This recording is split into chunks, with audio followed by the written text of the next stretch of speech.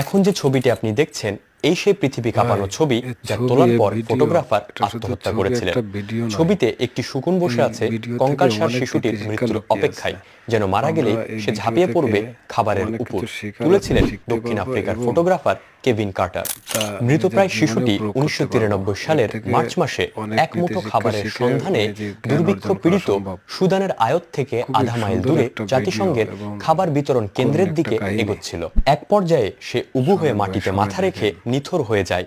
তখন একটা ক্ষুধার্ত শকুন লোলুপ দৃষ্টি হেনে শিশুটির মৃত্যুর পর তার মাংস খাওয়ার জন্য প্রতীক্ষা করতে থাকে। এই ছবি 1993 সালের 26শে March The New York Times পত্রিকায় প্রথম প্রকাশিত হয়। ছবিটি সে সময় সারা দুনিয়াব্যাপী বেশ আলোড়ন সৃষ্টি করেছিল।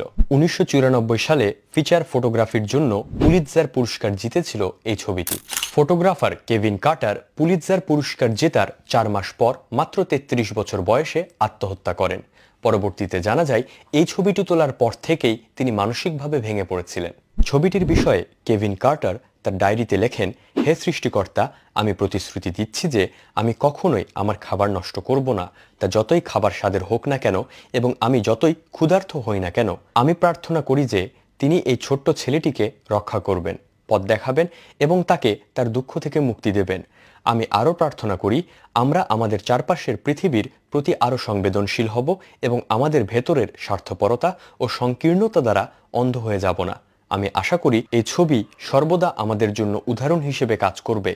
আমরা এই শিশুটির তুলনায় কতটা ভাগ্যবান এবং আমরা আমাদের জীবন ধারণের জন্য খাবার কোনো কারণ ছাড়াই পেয়ে যাই এমনটা অবশ্যই মনে করব না।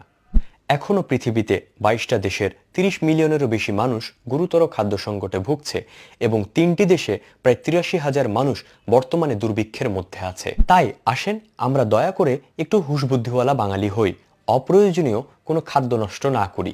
কারণ আমাদের মনে রাখা উচিত প্রয়োজনের থেকে অতিরিক্ত কোনো কিছুই আমাদের কোনোদিনই কোনো কাজে আসবে না।